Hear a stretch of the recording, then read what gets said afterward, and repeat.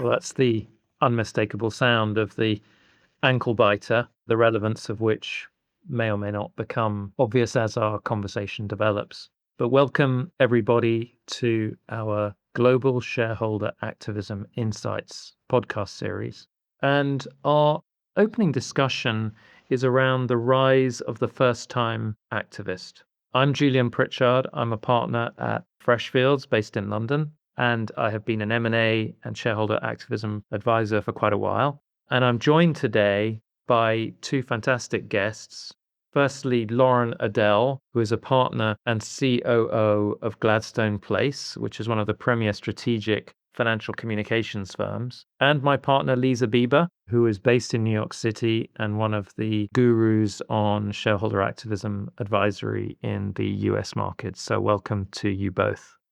Let's start the conversation. We're talking about first-time activists, but could we put a bit more color around who we're really talking about here? And maybe, Leza, I could ask you to start to paint the picture of the discussion topic. Sure. It's great to be speaking with you today. As we think about who we're talking about, we have all become comfortable with the idea of shareholder activists, for better or for worse, particularly when you're on the company side. But what we have increasingly been discussing in the advisor community is that activists are not all created equally. We often talk about activism in a broad brush way, and we say activists do this or activists want this. But it's an important part of advising companies and orienting clients to understand the differences in activists. And today we wanted to really focus on what it means to be a first-time activist. And even in the first-time activist bucket, there are a wide variety of the types of activists that comprise first-time activists. Some of them are truly new to the scene, have never done or experienced activism before. Maybe they've heard about activism or they've seen it be effective or they've been a different kind of investor and they'd like to try it on for size and see how it works for them. Some other first-time activists might seem like they're first-time activists. It's a brand new fund. It's a new headline name. But in truth, they're a spin-off or a derivative of an established activist. And they've played in the activist sandbox before. They know what they're doing, but their motives and their incentives as a first-time fund are going to be a little bit different. You also have, and I know this is one where Lauren has a lot of thoughts, you have folks who aren't necessarily seeking to become activists, but they are tied to a specific company and they think that there is something at the company and they would like to change the direction of the company for some reason. Sometimes it's former founders or someone who was related to the company or prior owner, someone who maybe they left on friendly terms, maybe they got squeezed out, but they're back on the scene. And perhaps they tried knocking on the front door politely, and now they're trying to storm the back door in more of an activist posture. And I'm sure that there are many, many other flavors that we could divide the world into. But when we talk about first-time activists, those I think are the three main types that we think about. And if we talk about your first category, Leza, which is the true first timers, I guess many of them have got a provenance, right? There's a kind of diaspora from the bigger firms, and you see PMs and other professionals who sort of appear on their own for the first time, raise a fund and make some investments, make an announcement, and boom, they're an activist. Is there any thread that you can draw as to, how important it is to understand the provenance of one of those first-time activists? I think it's really important to understand because the motives and the tactics are going to differ. For the true first time activist who is for the first time putting on the mantle of being an activist, they're new at this. And when we're all new at things, maybe we make mistakes or we're less sophisticated or there's not a rhythm. It can be difficult to predict what they're going to do next. For the derivative activists, they may know the rules of the game, but they're trying to make a name for themselves. And so their incentives and their structure are a little bit different, and how they engage is going to be different because they're trying to distinguish themselves in a different way. And then if it's a more personal issue, then of course, the dynamics and the emotions and communications that go into that sort of engagement are wildly different than the professional model of activism where folks are solely trying to seek return for themselves and their investors. If it's more personal, there are a lot of different elements at stake. And Lauren, I think it's fair to say, and I guess Leza, you were alluding to this, that for a first time activist, you're more likely to see them go public sooner and maybe try to be louder. The incentive there is to show that they've effectively changed corporate policy in an active way. Firstly, is that a fair assertion? And secondly, how do you see it playing out in practice? It's hard to generalize about if and when an activist goes public. A lot of them will engage before going public, but we've increasingly seen activists who don't wait through that step and they go ahead and become public right at the outset, and the company finds out minutes before or even after the activist goes public. In terms of first time activists, I think that, as Leza said, there are true first time activists that may be coming off a larger firm, and for them, these first time activists are really trying to make a name for themselves. All activists are economic beasts. Their main goal, like many investors, is to make money off their investment. But that being said, especially the first time activist really wants to make sure that with their taking up their state, threatening proxy contests, they are being very visible and getting the word out about their fund, not only to put companies on alert that they mean business, but also to raise money and raise the profile with existing and potentially new investors. And can we say, if we look at these as your second category, which was those sort of maybe it's a traditional fund that's decided to adopt an active strategy, what kind of behaviors would we see from those investors? So, with a long term investor that becomes activist, or a more traditional investor who may be a sometime activist, it's much more likely that they would be engaging for a longer period of time, that they would have a close relationship with the company and give their feedback before taking action. They may have grown frustrated of how management has either received or dismissed their feedback. They might be critical of company management and the board. And they've essentially reached the point where they want to take matters into their own hands and push for changes in a public way. And I guess this may be unfair, but do you think they're experts? I mean, on the one hand, you've got these houses that spend their entire lives on activist engagement, and they've got the full suite of advisors, and they've got tactical and strategic understanding that goes back for decades in some cases. But then you've got these funds that are becoming active for the first time or relatively irregularly. Are they gonna be expert at it? And if they're not, what does that mean for the target company? Well, that's a good question, that they're not coming to the situation with their activist playbook and here's step one, two, and three. What they are coming with is potentially a better understanding of the company and a longer term investment, which shows a track record with the company.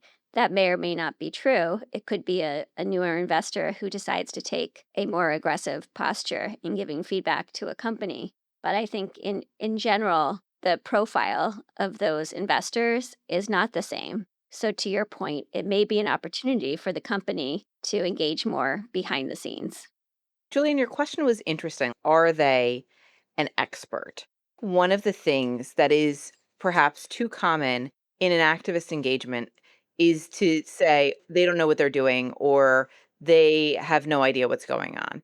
The people who tend to become activists, and there are always exceptions, are experts in something. It may not be the company, with the exception of perhaps the ex founder bucket, but even then, there may be some recency. So the company is always going to be an expert on the company. But the folks who are coming in, they've convinced other people to let them manage their money, or they're managing their own money. They are good at something. That's how they got to the position and why they're able to even attempt to demand an audience with the board of directors or the C suite of a company. And so I think it's important to recognize that even if they're not experts in the company or in the specific tactics, it is too pat to try to write someone off as uninformed or de expertized. And when you do that, you end up having a pretty nasty engagement because you have signaled that they're unimportant, that they're not worthy of your time, and that they don't know what they're doing. Even if they don't know what they're doing in this specific thing, there is value in recognizing the expertise somewhere. Right. And you do sometimes see boards falling into the trap of saying, this is a first time activist, therefore we can swap them away, like the ankle biter that we heard at the start of the show. And sometimes the first time activist hasn't done their homework, and sometimes they haven't engaged with shareholders, and sometimes they're not very persuasive when they engage with shareholders. But often enough, they do have that provenance that you were talking about earlier, and they have come from top funds and they are pretty effective. And you can see that there is a clear downside to writing them off. One thing that a first time activist may also be doing is taking the time to get feedback from other investors. And so they can be quite successful when they are speaking not just for themselves, but coming out and saying something and taking a position that is not just theirs, but those of many who have just not said it out loud. And therefore, they come from a place of strength because of support or just discussions they've had prior. Well, maybe we should shift gears and talk a little bit about how we advise clients that receive inbounds from some of these folks. And I'd love to start with you, Lauren, and just set the scene a bit in terms of the communication strategy. Is there something special about the communication strategy of the first time activist that means that the target company's communication strategy should be modified or different in some way? I don't know if it's different, but I think that a lot of the principles that apply to activism in general are even more important here.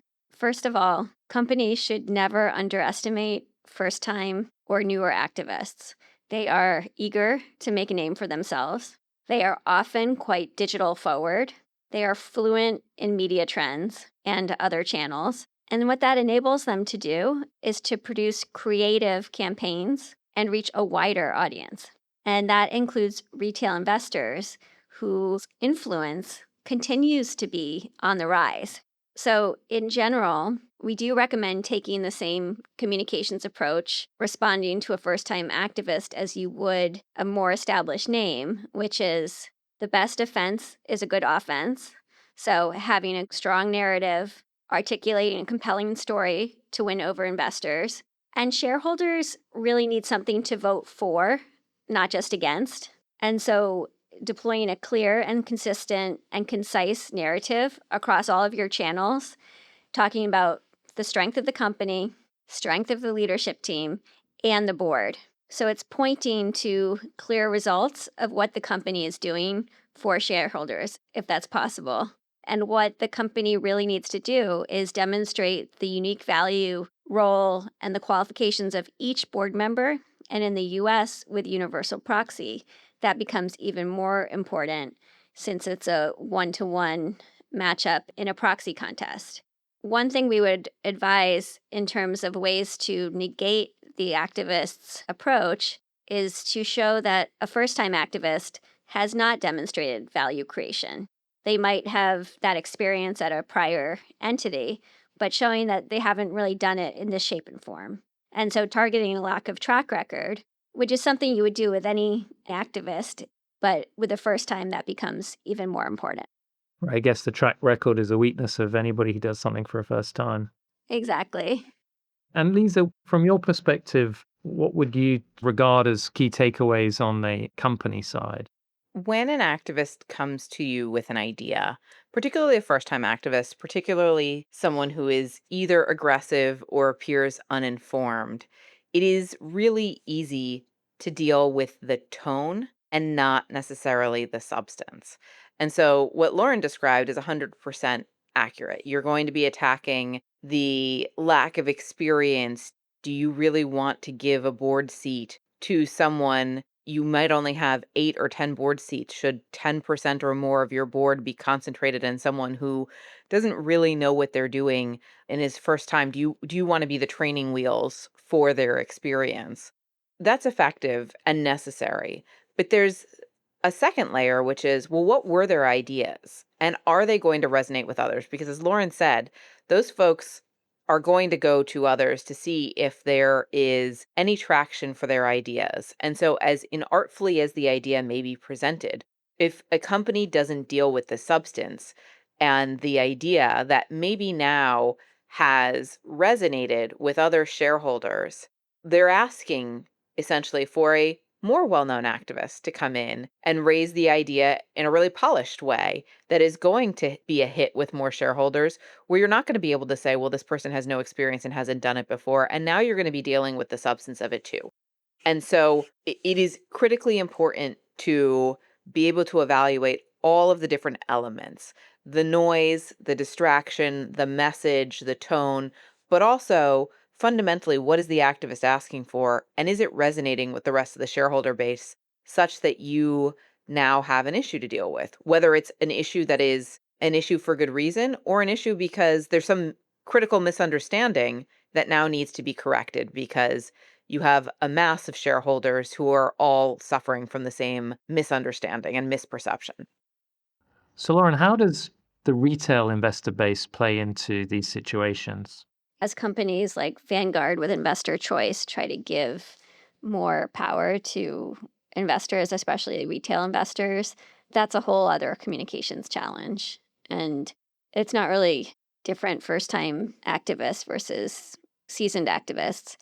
But in cases where the vote is close, retail investors can make an enormous difference. Also, you would think, and I don't know this, I'm just speculating, but you would think that consumer companies would tend to get more first time activists like a Peloton or these companies that people know. And so it's a big name. So the activist chooses them because even though it's not a big company, it's a big name that will get a lot of media coverage. And those companies tend to also have a bigger retail base because retail investors like to buy companies where they have a personal connection. Like the Walt Disney Company has an enormous amount of retail. And it's not just the companies that you have the stock because your grandmother bought it for you for your 10th birthday, but you have the stock because you love the company, you love the product, and you think that it's going to continue to grow. Chipotle is another example. And so I think that there's an opportunity there for first time activists to really leverage the retail investor. Yeah, I don't know what it says about me, but my grandmother bought me Rio Tinto. And Leza, how much of a phenomenon is this, the true first timers? Have we seen a proliferation of these first time players, or has this always been a feature of the market? The spin-offs have always been a little bit of a feature of the market. Someone gets their feet wet at a big name activist, they go off and they try to make a name for themselves, mixed success. That is pretty frequent.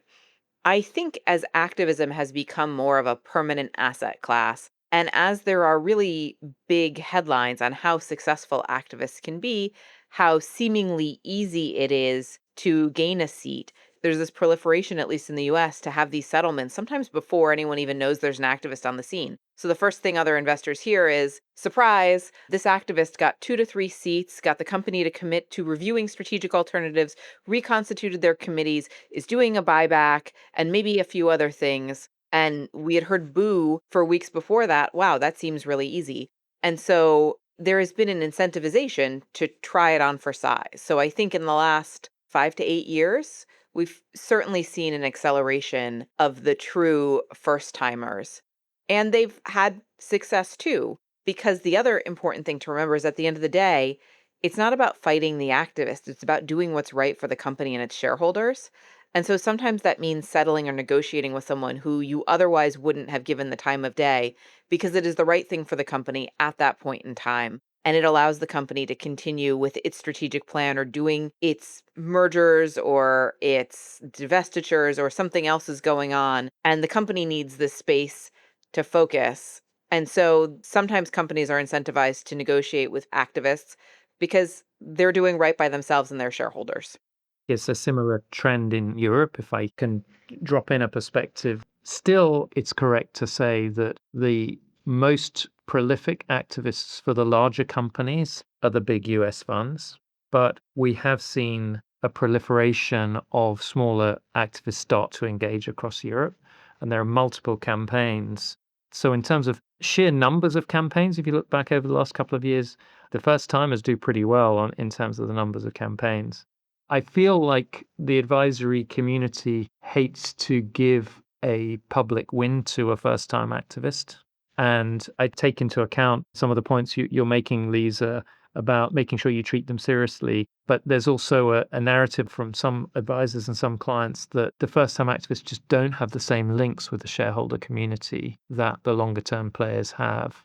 And therefore, they're maybe, depending on the activist, but less likely to actually be persuasive to stockholders and therefore potentially easier to just disagree with and not have to enter into a settlement. But that's the perspective. Lauren, I don't know if you have any sort of last words on the proliferation or otherwise of these or predictions for the future. Lisa is right. The proportion of first time activists is definitely rising. I think that both Barclays and Lazard have pointed out that about 25% of activists bringing global campaigns against companies are first time activists.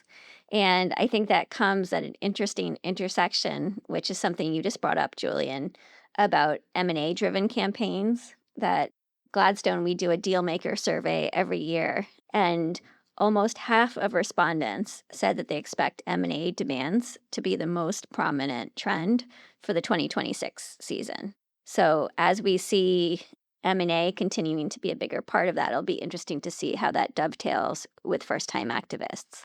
And Leza, maybe the closing remarks. I don't know if you can make any other predictions about whether we're going to see more of these first time activists or fewer, whether they'll remain a key feature of the market, and whether they'll be changing over time. So you'll start to see many different first time activists appear all the time and drop out of the picture equally regularly.